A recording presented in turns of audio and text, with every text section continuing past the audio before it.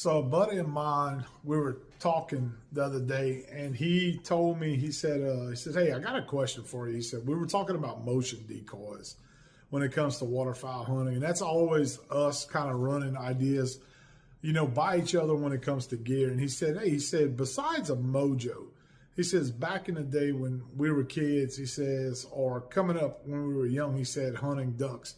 He said, "What's the first motion decoy that you remember?" He says, "besides the mojo, when it had its big impact on the industry."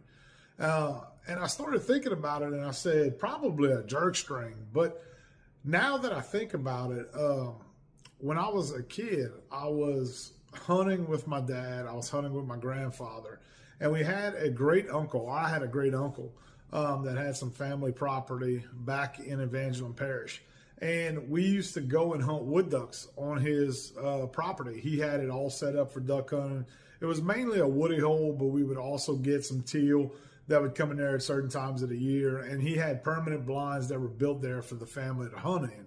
And when I started thinking about it, I was like, no, it actually wasn't a true jerk string in the sense that we think of nowadays with a couple of decoys on it.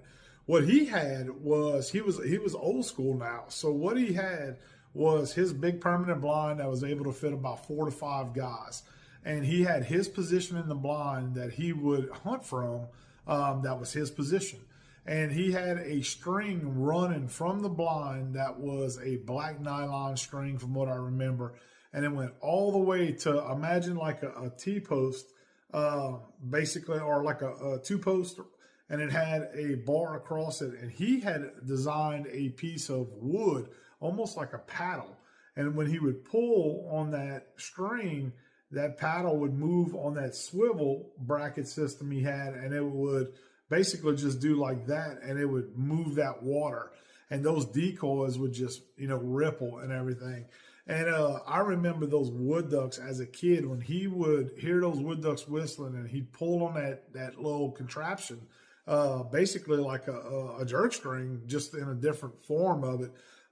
Those wood ducks would decoy in those buttonwood holes that we were hunting, and they would just kind of pile in. That thing was deadly.